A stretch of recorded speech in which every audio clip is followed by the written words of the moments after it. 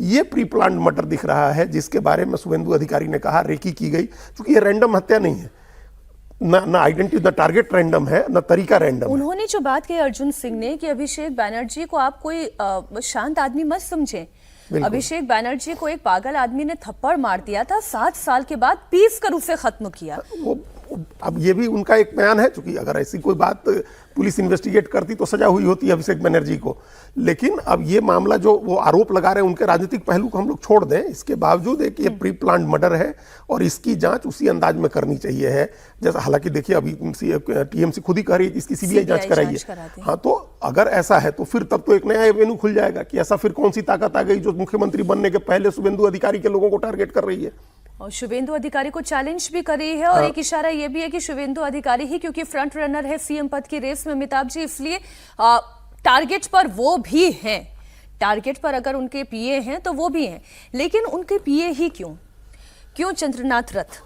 देखिए क्या है कि बंगाल में तो पोस्ट पोल वायलेंस काफ़ी होता है। 2021 में भी अगर आप देखेंगे तो बहुत सारे इंसिडेंट्स हुए थे। इस बार पोलिंग के दौरान ज़रूर, क्योंकि सीएपीएफ की प्रेजेंस थी, तो पोलिंग वायलेंस कम हुआ। लेकिन अगर आप राज्यों की बात करें तो अगर राज्यों में नंबर 1 पर है Bengal post poll pre poll violence में, इलेक्शन रिलेटेड।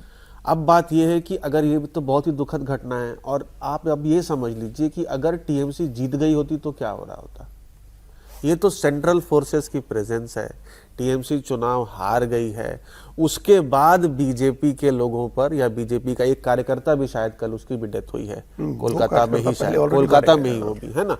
एक तो कोई फिर क्या हुआ है होता? बीजेपी के कार्यकर्ता, उनकी हत्या हुई और अब शुभेंदु अधिकारी जी के पीए की हत्या हुई है। तो दुखद बात है, इसकी जांच जरूर होनी चाहिए। देखिए वायलेंस किसी भी फॉर्म में सही बात नहीं है और ये तो पॉलिटिकल आरोप है, इसकी जांच होगी। अब नहीं, लेकिन मेरा जो सवाल था जी, मैं उस सवाल के साथ आपके पास आती हूँ कि ये ही क्यों, उनके पीए ही क्यों? देखिए एक सॉफ्ट टारगेट भी चुनना होता है ना। एक आप हार्ड टारगेट अगर चुनेंगे तो उसके लिए फिर उसका अलग रिपरकशंस होते हैं।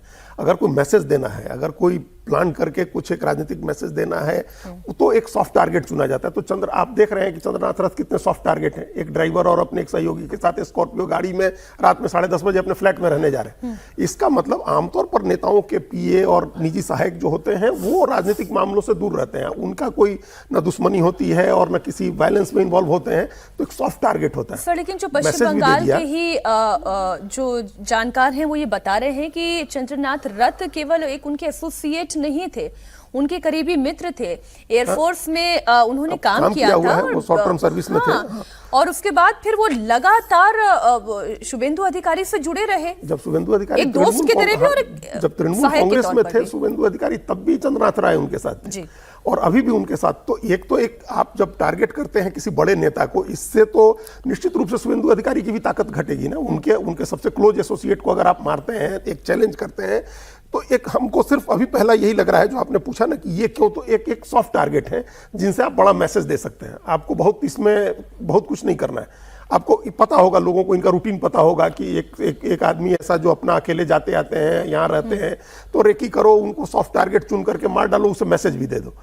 तो अब ये एक पहलू, इस पहलू से जो जांच करनी चाहिए है, सीबीआई जांच हो या सीआईडी जांच करे, राजनीतिक पहलू से हो, कोई आपराधिक मामला हो उससे हो, और भी कोई मामला इसके साथ जुड़ा हुआ हो तो हो। लेकिन अब इस हत्याकांड ने एक मैसेज ये भी दिया है मीनाक्षी जी की जो प्री पोल वायलेंस नहीं हुआ या पोल के टाइम वायलेंस नहीं हुआ, तो उसके बाद सारी एजेंसी भी एकदम हमको लगता है कि कॉम्प्लिसेंट हो गई कि अब कुछ नहीं होगा, सब शांत हुआ। अब तो सब कुछ निकल गया, अब तो बीजेपी जीत गई और चुनाव निकल गया, तो अब क्या है, अब तो शांति हो जाएगी।